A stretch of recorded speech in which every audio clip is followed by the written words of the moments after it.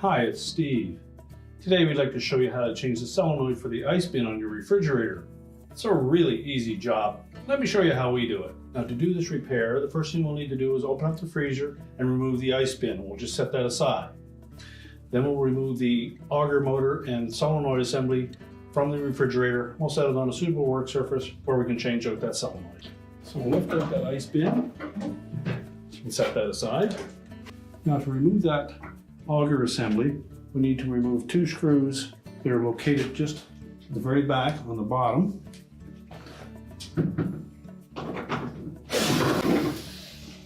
Now with the mounting screws out of the way, our next step is to disconnect the wire harness to that motor assembly. So just right in here on the left hand side at the back, you'll feel the harness, and there are two locking tabs. We need to squeeze both of those together and then pull downward on that harness. Now, once we have that disconnected, the rear of that mount sits in a cantilever shelf type bracket at the back. So we're going to lift up slightly on the front of that auger assembly while supporting the weight of it. We'll lift it off the back, and then we can pull the whole assembly out, and then we'll set that on a suitable work surface where we can change out that solenoid. Now with that auger assembly on a suitable work surface, we've turned it upside down so we can remove this rear access panel, typically held in place with a couple of Phillips screws. And then just unhinge it from the top. And then we have access to that solenoid. Now with that rear cover removed, our next step will be to disconnect that ground wire. And then we'll go to the front side of that and remove the two mounting screws for the solenoid itself. Again, we have two Phillips screws.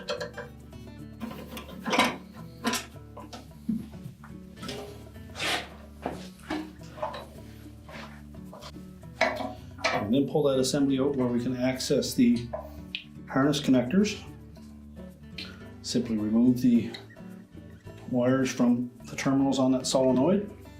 If they're on there quite snug, you may need a pair of needle nose pliers and grip the terminal, not the wire.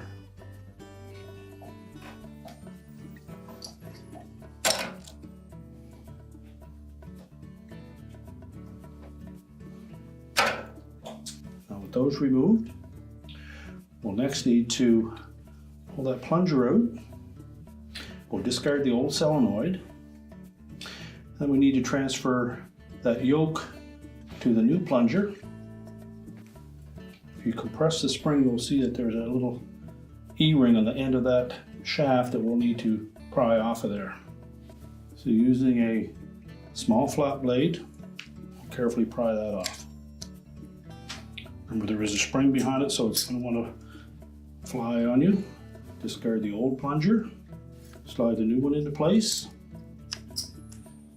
We then need to compress that spring enough that we put that E-ring back on.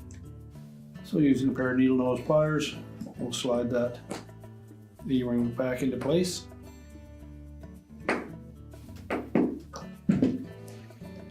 Make sure that E-ring is pushed on completely.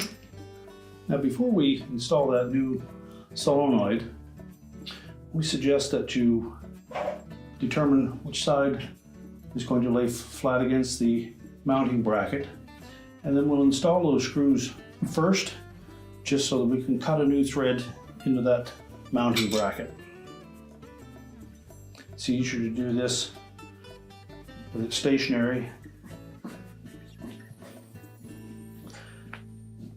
Just run them in all the way and then back them out. Then we're assured that they will go in easier with the solenoid installed. Next we'll install the wire harness connectors.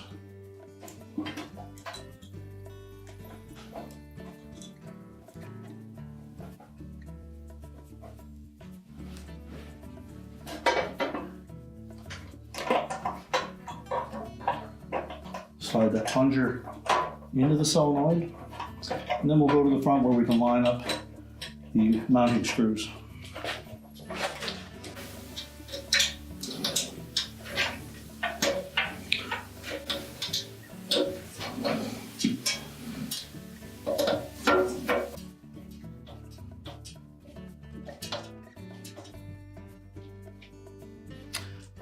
Mount it securely. The plunger should slide freely. Lift up that yoke. We'll go to the back side again and reconnect our ground screw.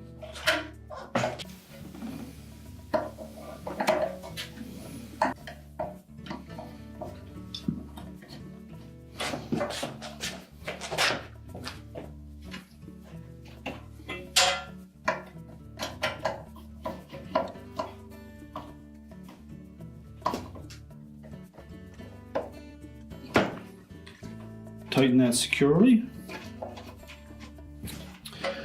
We can then reattach our back cover. Take the edge that has the little hook-shaped channel in it. Slide that down over the top. And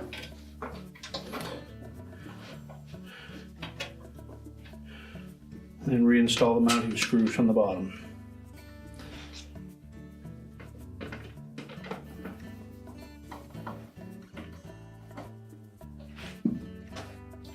Now we're ready to check that whole assembly and put it back into the freezer. Now before we install that assembly back into the freezer, first of all, take note of the connector for that wire harness. On one side there are two D-shaped holes for that connector to fit into. We need to make sure that we have that lined up properly. So we're going to hook these two tabs at the top of this assembly into the rear shelf rails and then let it support itself. We'll reinstall the two screws and then connect the harness. So line up those two hooks with the slotted openings on those shelf rails.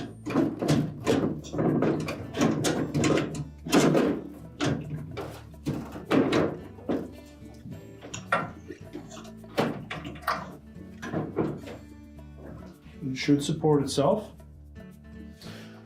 Well, next we'll install the two retaining screws at the bottom.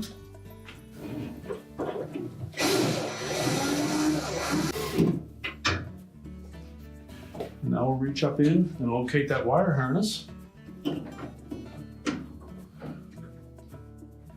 the socket. And we'll line those two up. Press that connector into the socket until both blocking tabs engage. And then we can put the ice bin back in.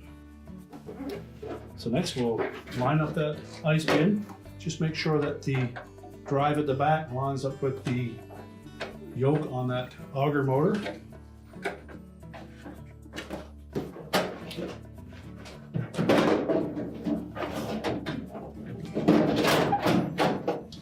Make sure it's locked into place. We can close the freezer up. We're ready to reconnect the power, and your repair is complete.